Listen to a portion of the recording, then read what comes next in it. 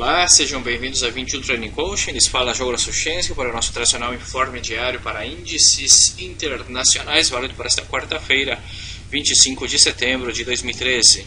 Lembrando que você também nos pode acompanhar nas redes sociais, no Twitter, estamos como @21TC Brasil, no Facebook, dá um curtir aí no Investidor Exitoso e assim poderá nos acompanhar nas redes sociais. Logo, logo com muitas novidades, teremos aí a nossa página em português. Logo, logo aí já estaremos fazendo o lançamento dos artigos em português, toda a plataforma, enfim, que você está vendo aqui estará em português, totalmente disponível, e também o programa profissional para traders e investidores também teremos agora em português para vocês. Vamos seguir então aqui com o nosso calendário econômico.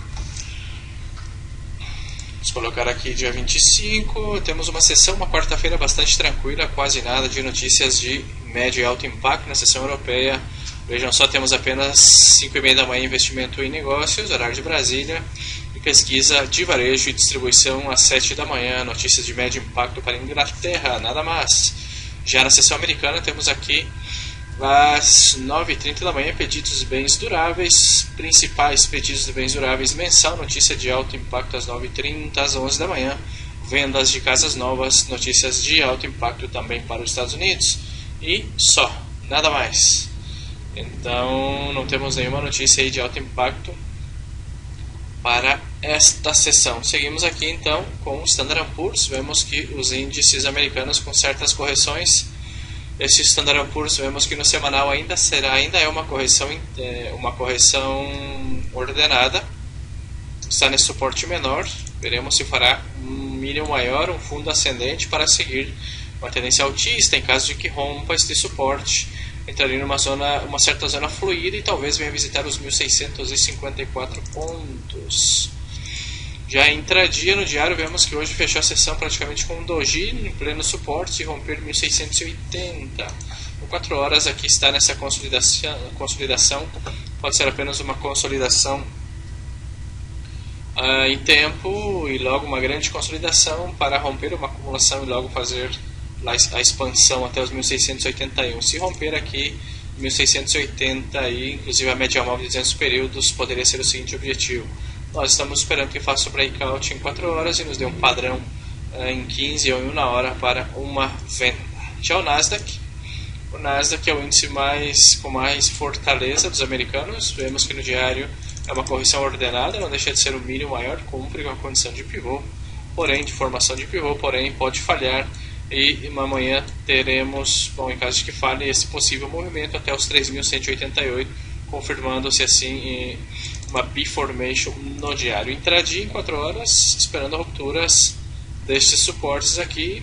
O problema tem suporte menor nos 3.200 e nos 3.188, nos complicando a vida neste Nasdaq. Já o Dow Jones, esse sim, mais adiantado, mais interessante.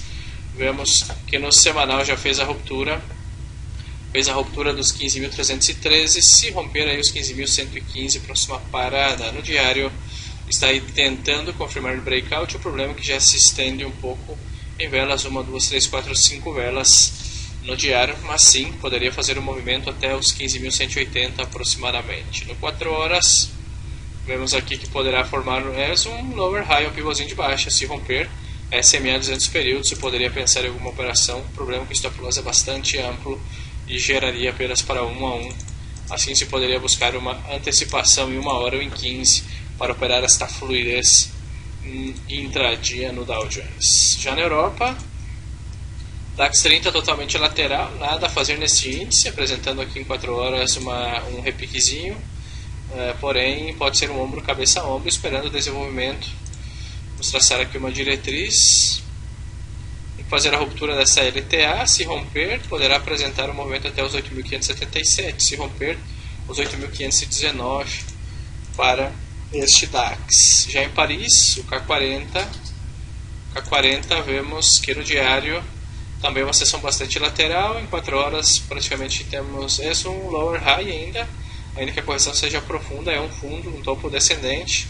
Veremos se fará uma correção, caso que o faça a 4.125, porém aí tem que esperar a decisão aqui no diário se este será o mínimo maior ou se este fará uma B-formation assim as duas possibilidades existem, poderá executar o mínimo maior ou poderá executar a formação em B, falhando assim o pivôzinho de alta no diário de esticar 40. Tendência madura, movimento esticado seria bastante saudável, inclusive correções.